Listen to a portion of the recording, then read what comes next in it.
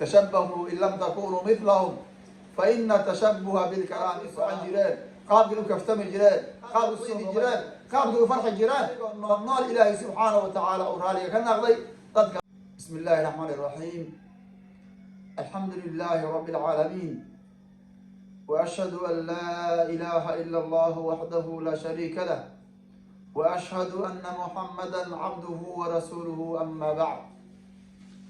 قال إن شاء الله تعالى ما أنت رمضان كوحو مريا لباتن يستقال أيو مريا وحاينو قصو فوض له oo maalin amba wax u eg ay ka dhiman tahay maalinkii ciidda yowmul farax wasuruur ahaa oo muslimiintu ay wada farxayeen maalinkaa walaalayaal dadka muslimiinta ah aad ay ugu diyaar garoobaan ayagoo yacni suuqa ku jira oo dharkooda soo gadanaya farxaddii waxay ku ciidi lahaayeenna ka fikiraya laakiin walaalayaal dadka muslimiinta in fara badan oo ka mid ah maalinka faraxa oo yowmul farax ah oo yowmul ciid ah dad fara badan oo muslimiinta ka mid ah ilaahay bay caragelinayaan subxaanahu wa tacaala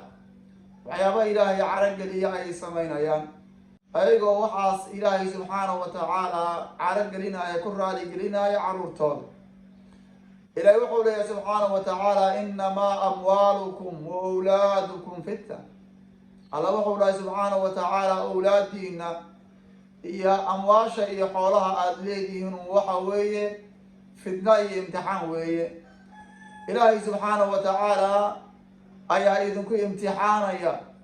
امتحان كنا ذكا قارو يكون عندك قارن ويكون باصية مركا ما دام أديك مسؤولات كتا يا عرورت هذا maalinkaasna waxyaabo fara badan oo muxaramaad ay kaa codsanayaan oo ad ayaga dartooda aad u samaynaydo adigoo ilaalinaya farxaddooda ilaahay subxaanahu wa tacaala ha caragelin innamaa amwaalukum wa awlaadukum fitna amwaasha iyo xoolaha aada leedihiin iyo carruurtiinuba fidno weeye ayuu allah leeyahay subxaanahu wa tacaala marka maadaama ay fidna iyo imtixaan yihiin waa in imtixaanka laisku dayaa sidii lagu baasi lahaa oo ilaahay subxaanahu wa tacaala lagu raaligeli lahaa waxyaaba ilaahay subxaanahu wa tacaala farxad geliya waxyaaba ilaahay subxaanahu wa tacaala uu raalli ka yahay in la sameeyo ayaa la doonayaa hadday ahaan leedahay qaabka loo libisanayo hadday ahaan leedahay qaabka timaha loo jaranayo hadday ahaan leedahay waxyaabaha la isticmaalayo la cunayo hadday ahaan leedahay meelaha la aadayo lagu dalxiisaayo inta waxaa la rabaa wax ilaahay subxaanahu wa tacaala farxad gelinaya in la sameeyo allah wuxuu dhahay subxaanahu wa tacaala aayaad kale yaa ayuha aladiina aamanuu quu anfusakum wa ahliikum naara dadka mu'miniinta ahow naftiina iyo ehelkiina naarka ilaaliya oo naarka badbaadiya sidee naar looga badbaadi karaa waxaa naar looga badbaadi karaa in waxyaabaha ilaahay subxaanahu wa tacaala farxad gelinaayo la sameeyo waxyaabaha ilaahay uu ka caroonayana laga haro arrinkaas wey arrinka naarta looga badbaadi karaa wey carruurtu maalinka ayada ah waxyaabaha ay doonayaan in loo sameeyo ay rabaan waalidkay kusoo laalaabanayaan waalidkaa war lagu soo celcelinaya waalidka hadba dhinac laga maraya waalidkaa la ilxaaxinaya ayadoo la doonaayo in ay u sameeyo arrinkaas wey waalidkan haddii dhowr jeer lagu soo laalaabto waa qalbi wax dhalayo waa jilicsan yahay waa u dabcayaa wey markaasuu leeyahay orda iska sameeya iska samaysta orda waxaad doontaan sameeya ayay waalidkii leeyihiin wey arrinka ayadaana waa arrin khatar ah weeyaan waa arrin laga yaabo in jannada ilaahay aada ku weydo wey nabigu wuxuu dhahay calayhi salaatu wasalaam kamaa fi xadiidi macqal ibni yasaar radia allahu tacaala canhu maa min cabdin يسترعيه الله رعية يموت يوم يموت وهو غاش على رعيته إلا حرمه الله الجنة أدون مجر إلهي سبحانه وتعالى مير أو مسؤول أغني هذا أو لمن يؤسق مسؤولية دابنا إلا هدو جرادون سلاسة أو مسؤولية إلهي أو صار سبحانه وتعالى أن قدر سلا كل انتهي allah subxaanahu watacaala wuxuu ka xarimayaa jannadiisa.